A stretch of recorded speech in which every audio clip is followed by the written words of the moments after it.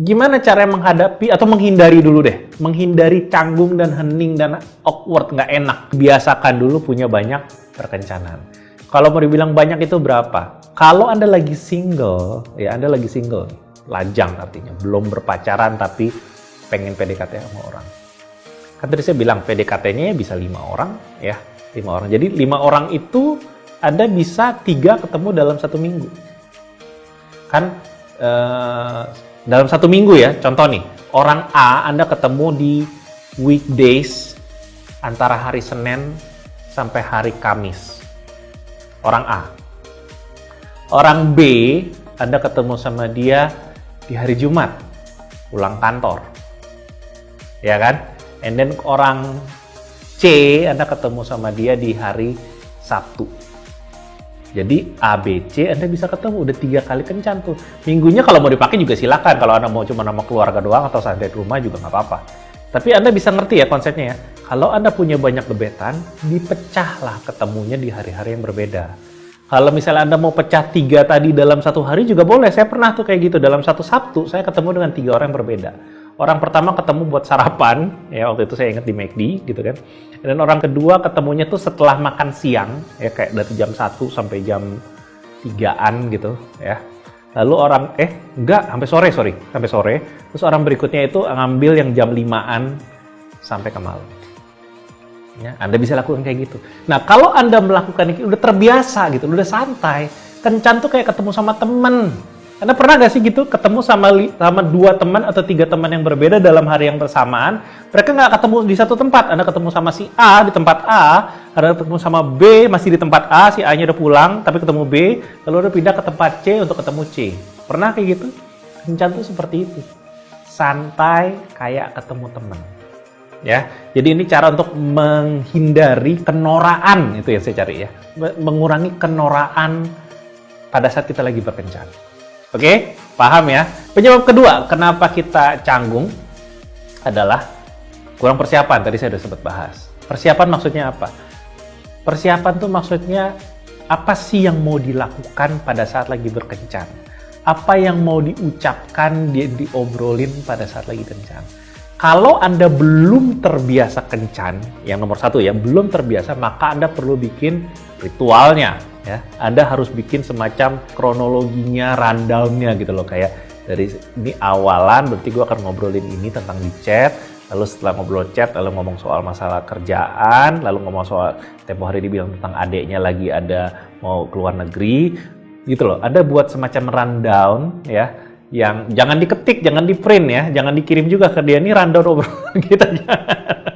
That's so weird ya. Jadi Anda siapin sendiri itu mau ngobrol apa aja. Soal nanti dilakuinnya lompat-lompat lain cerita. Tapi inilah yang perlu Anda lakukan kalau belum terbiasa kencan. Kecanggungan Anda atau keanehan Anda ketika lagi kencan adalah karena Anda berusaha ngeflow gitu loh. Ini juga kesalahan saya mau ngasih tahu sama Anda semua. Ini juga kesalahan saya pada saat saya dulu berkencan. Saya pengen ngeflow aja, padahal saya bego banget ya, padahal saya nggak punya pengalaman. Jadi saya berusaha, gitu loh, ngikutin keadaan. Kalau dia ngomong apa gue gini, kalau dia ngomong apa gue gini. Kalau sudah terbiasa ya nggak apa-apa, gitu loh. Kalau sudah terbiasa, udah sering kencan sana sini, it's okay. Kita sudah tenang, kita udah in the flow gitu. Tapi kalau misalnya belum, siapkan catatan atau minimal bikin dulu blueprintnya di rumah. Ngobrol apa, tentang apa. Nah, salah satu blueprint yang bisa disiapkan di rumah adalah cerita tentang diri Anda. Siapkan 5-10 cerita tentang diri Anda yang Anda akan keluarkan terlepas dia tanya atau nggak tanya. Ya, misalnya kayak Anda kerjanya apa dan kenapa doyan banget sama kerjaan itu. Ya, kayak what's so special about that work? What makes you feel so passionate about that work? Itu cerita yang asik banget. Kalau Anda bisa bawainnya. Makanya disiapin dulu cerita tentang pekerjaan Anda. Jadi bukan cuma bilang, gue kerja sebagai akuntan publik, titik. Nggak asik gitu loh. Ya, siapkan sebuah cerita latar belakang kenapa itu pekerjaan yang menggairahkan buat Anda. Dan ceritakan itu. Nah, itu kan baru 1. Kumpulin 5-10 lainnya. Nggak harus 10-10-nya dihabisin, nggak harus. Tapi kalaupun mau ngabisin 10-10 ya mendingan dihabisin pada saat kencan. Daripada Anda ngabisin 10 cerita tentang Anda di dalam chatting. Wah, itu sih nggak rekomen banget ya. Saya nggak rekomen Anda ngobrol tentang diri Anda atau cerita Anda yang bagus-bagus itu dalam chatting. Nope. Lakukan pada saat lagi berkencan. Dan pada saat Anda lagi berkencan, biasanya lawan bicara tuh kemungkinan besar sih sama groginya atau sama canggungnya sama kita. Jadi kalau kita sudah prepare, itu akan menenangkan dia.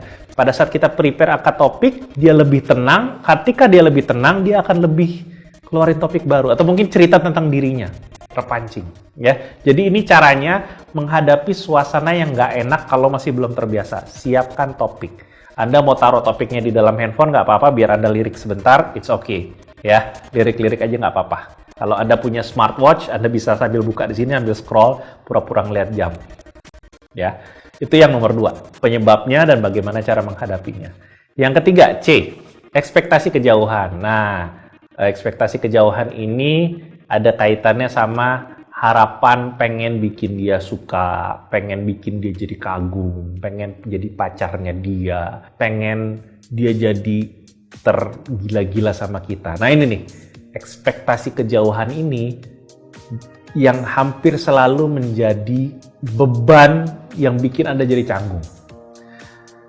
Saya juga ngalamin kayak gitu. Di kencan pertama tuh di berapa puluh kencan saya yang awal-awal dulu ketika saya ngembangin kelas cinta ini, saya punya ekspektasi pengen bikin dia suka, pengen bikin dia ketawa, pengen bikin dia terbuka, pengen dia bikin gitu loh. Padahal kalau mau kencan, pengen ngobrol titik, bukannya pengen bikin ini, pengen bikin itu.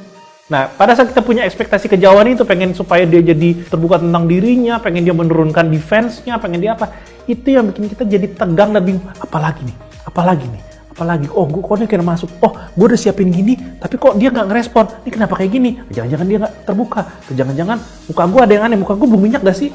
Tuh, karena Anda punya ekspektasi kejauhan.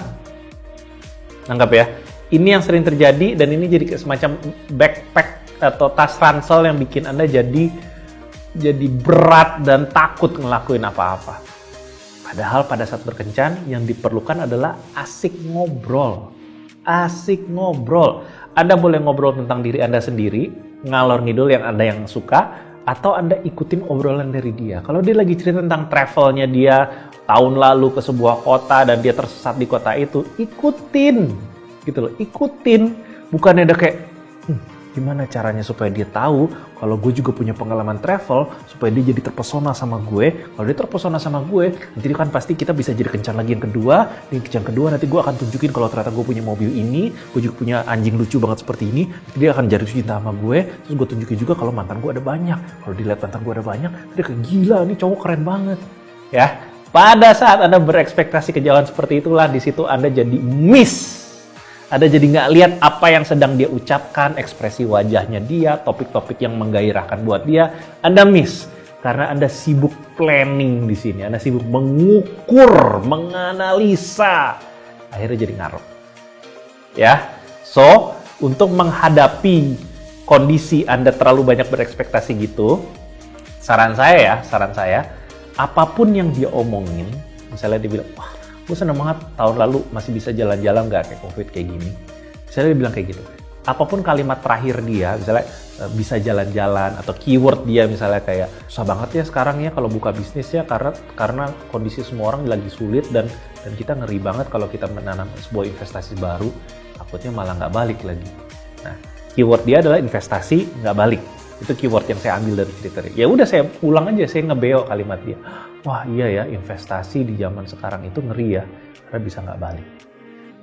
Dengan mencari keyword seperti itu, cari keyword ya, jangan dianalisa keywordnya, dicari aja. Begitu dapat keywordnya, langsung disebut, dibalikin sama dia, di-verbalize ke dia.